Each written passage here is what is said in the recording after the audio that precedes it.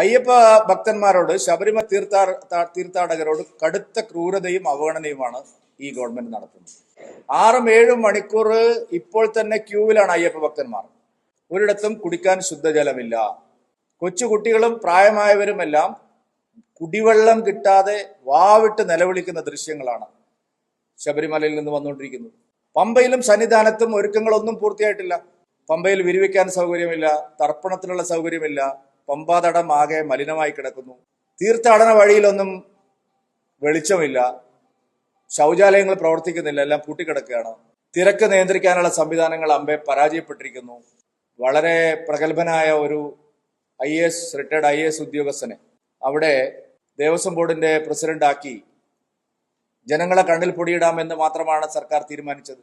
ഒരു വശത്ത് ശബരിമലയിലെ സ്വർണ്ണക്കൊള്ളയിൽ പ്രധാനപ്പെട്ട പല ആളുകളെ സംബന്ധിച്ചും അന്വേഷണത്തിലേക്ക് പോകാൻ തയ്യാറാവുന്നില്ല. വാസുവിന്റെ അറസ്റ്റോടെ എല്ലാം സ്തംഭിച്ചിരിക്കുകയാണ്. പത്മകുമാർ ആറന്മുളയിൽ ഇപ്പോഴും വിലസി നടക്കുകയാണ്. അദ്ദേഹത്തെ അറസ്റ്റ് ചെയ്യുന്നില്ല. പത്മകുമാറിനെ കണ്ടു കിട്ടാത്തത് കൊണ്ടാണോ അല്ല പേടിച്ചിട്ടാണോ അറസ്റ്റ് ചെയ്യാത്തത്? പത്മകുമാറിനെതിരെ എല്ലാ തെളിവുകളും ഉദ്യോഗസ്ഥന്മാര് പിടിയിലായ കള്ളപ്പോറ്റി എല്ലാം പറഞ്ഞിരിക്കുകയാണ്. എല്ലാ തെളിവുകളും ഉണ്ടായിട്ടും പത്മകുമാറിനെ തൊടാൻ ധൈര്യപ്പെടുന്നില്ല. പത്മകുമാറിലേക്ക് പോയാൽ അത് കടകംപള്ളിയിലേക്കും വാസവനിലേക്കും എത്തും, CPM-ന്റെ ഉന്നത നേതാക്കളിലേക്ക് എത്തും. പലരുടെയും അറിവോടുകൂടിയാണ് ഈ സ്വർണ്ണക്കൊള്ളയെല്ലാം നടന്നതിൽ എന്നതിലേക്ക് പോകും.